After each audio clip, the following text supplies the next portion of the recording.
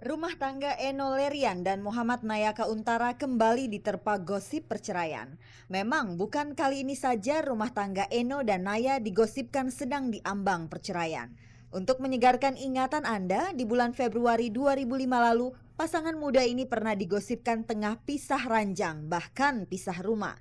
Begitu gosip perceraian kembali mencuat, bahkan kabarnya Eno sudah mendaftarkan gugatan cerainya ke Pengadilan Agama Bandung.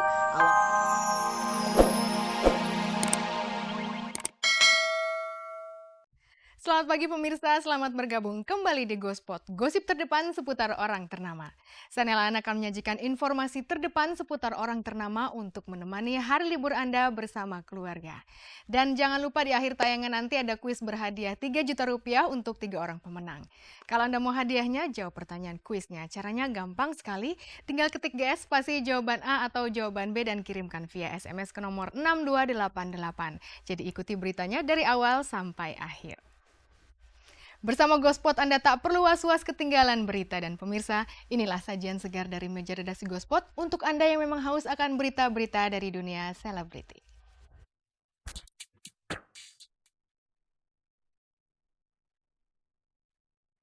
Pernikahan dini Eno Lerian dan Muhammad Nayaka Untara tampaknya akan berakhir di meja pengadilan.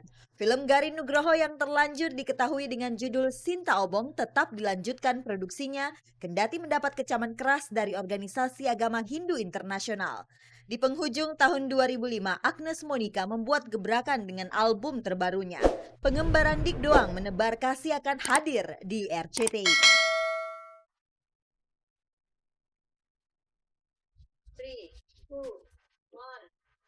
Pemirsa, menikah di usia muda memang banyak sekali tantangannya.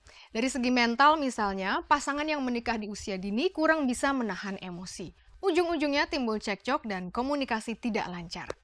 Itulah yang terjadi pada pasangan Eno Lerian dan Nayaka Untara. Sejak menikah, gosip perceraian selalu membayangi rumah tangga Eno dan Naya. Dan beberapa kali pasangan tersebut mengklarifikasi kalau rumah tangga mereka baik-baik saja.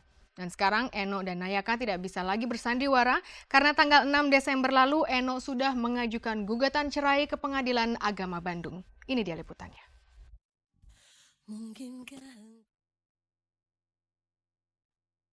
Rumah tangga Eno Lerian dan Muhammad Nayaka Untara kembali diterpa gosip perceraian. Memang bukan kali ini saja rumah tangga Eno dan Naya digosipkan sedang diambang perceraian. Untuk menyegarkan ingatan Anda, di bulan Februari 2005 lalu, pasangan muda ini pernah digosipkan tengah pisah ranjang, bahkan pisah rumah. Begitu gosip perceraian kembali mencuat, bahkan kabarnya Eno sudah mendaftarkan gugatan cerainya ke Pengadilan Agama Bandung, awak Gospot langsung meluncur ke rumah orang tua Eno di daerah Cibubur untuk menanyakan masalah di balik niat Eno menceraikan Naya. Saya nggak tahu. Kemasalah mereka saya nggak pernah tahu, nggak pernah cerita. Dia sebetulnya mau cerita ke saya, mau ngobrol, tapi mungkin nggak sempet ya, dia nggak sempet gitu. Jadi nggak sempet ngobrol sama sekali. Pernyataan barusan segera saja diralat oleh Rina. Setelah Eno malam itu cerita, nggak cerita, cuma masukin ini berkas. Malamnya nanya ke sini nganterin Bumi. Awak Gospot juga meluncur ke Pengadilan Agama Bandung untuk mencari tahu apakah benar Eno telah mendaftarkan gugatan cerainya terhadap suaminya.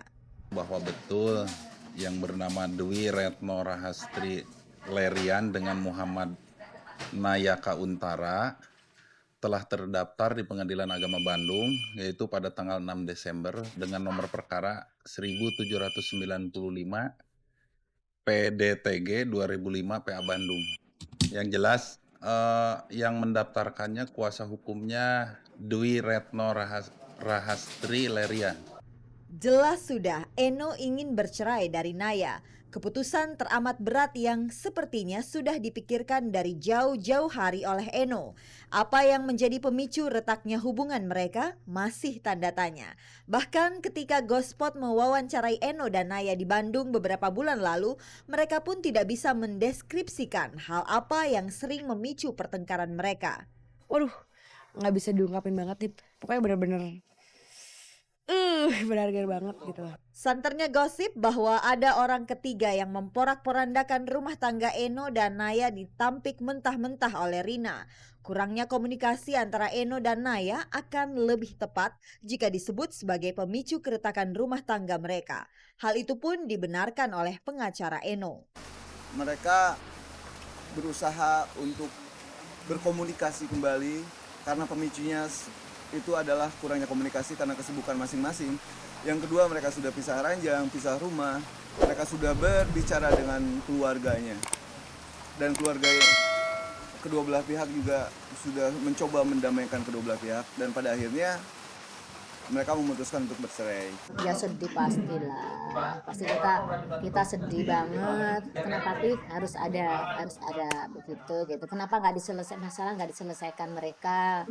Kenapa harus jalannya begini gitu ya? Itu aja yang kita sedihnya. Tapi ya berhubung itu udah keputusan mereka, udah ininya mereka, ya udah. Tidak seperti Rina, pihak keluarga Naya sepertinya sedikit tertutup untuk masalah perceraian itu. Mereka tampaknya enggan menerima kedatangan wartawan, terlihat dari pagar rumah mereka yang tertutup rapat. Namun dari penuturan Eno beberapa waktu lalu, orang tua mereka siap kalau perceraian menjadi akhir dari jatuh bangunnya perjalanan rumah tangga Eno dan Naya. Mereka kasih support banget. Mereka selalu bilang, yang tabah ya Noy gitu, yang sabar ya Noy. Landi Hirman juga gitu kan, selalu nyertain Naya. Kita nggak lepas dari mereka juga kok. Apakah kalian tidak menyesal dengan keputusan untuk bercerai setelah apa yang kalian alami di masa silam? Penyesalan itu pasti ada sih, cuman ngapain juga sih mikirin. Maksudnya ya penyesalan itu pasti ada. Tapi kita harus hadapin mau gimana pun juga gitu loh. Itu ya karena kita berdua juga udah tahu konsekuensinya. Begitulah penuturan gamblang Eno beberapa bulan lalu. Sangat bertolak belakang dengan sikapnya kemarin saat wartawan menyambanginya di sebuah lokasi syuting. Eno bungkam 1000 bahasa. Bahkan ia dijaga 3 bodyguard agar wartawan tidak berhasil mendekatinya.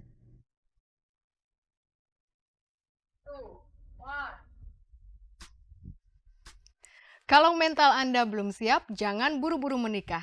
Kalau Anda dan pasangan merasakan ketidakcocokan, jangan buru-buru ingin bercerai. Pemirsa, film layar lebar Sinta Obong arahan sutradara Garin Nugroho yang masih dalam proses produksi sudah menuai protes dari organisasi internasional agama Hindu. Kemarin Garin Nugroho dan perwakilan dari World Hindu Youth Organization bertemu untuk berdialog, menyamakan pandangan dan mencari solusi. Bagaimana menghasilkan karya seni yang indah tanpa menyinggung nilai-nilai agama? Pemirsa, temukan jawabannya hanya di Gospot.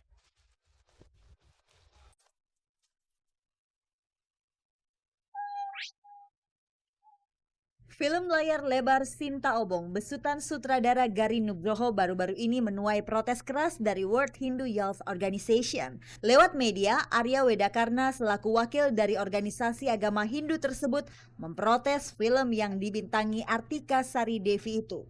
Uniknya, film yang diprotes tersebut belum selesai digarap. Akhirnya pada hari Jumat kemarin, Garin Nugroho dan perwakilan World Hindu Youth Organization dapat bertemu muka dan melakukan dialog. Rupanya kedua belah pihak tetap bersikukuh bahwa persepsinya lah yang benar. Kita punya sebuah ajaran yang disebut Sri Yoga Wasista.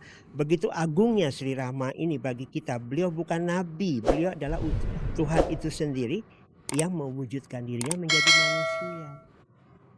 Keagungannya tiba-tiba dirubah menjadi Rama yang begitu beringas, yang membunuh istrinya dengan tusuk konde. Di mana dia dapat pakem itu? Ketika Garin Nugroho memberikan suatu tafsir yang berbeda, yang itu sudah menyalahi aturan di sastra kami, itu yang harus diubah. Jangan sampai ini terjadi hal-hal yang tidak diinginkan. Karena banyak salah tafsir. Dan menurut saya sedih karena saya bekerja ber-20 tahun dengan tema-tema multikultur, mengangkat semangat antar agama, dan tiba-tiba kok ada yang menafsirkan saya melecehkan agama. Tidak hanya harus dilihat dari satu sisi agama saja, tapi ada tadi ya, ada tanah publik, ada tanah seni, ada tanah agama yang masing-masing juga harus saling menghargai satu sama lain. Dalam dialog itu pun Garin meluruskan bahwa film tersebut bukanlah berjudul Sinta Obong seperti yang sudah tersiar. Judul sebenarnya adalah Opera Jawa. Garin pun tidak sepenuhnya setuju jika pihak WHYO menginginkan ia mengubah jalan cerita serta meniadakan simbol-simbol agama Hindu yang sebetulnya sangat mendukung alur cerita film itu. Kami mengimbau kepada Garin, kalau dia tetap dengan Sinta Obongnya yang dia tafsirkan itu, kembalilah kepada koridor yang ada di Itihasa kami. Saya tidak akan merubah cerita itu, karena apa? Cerita itu cerita yang sangat bagus, anti kekerasan dan fanatisme. Yang menurut saya 5 tahun ke depan Indonesia.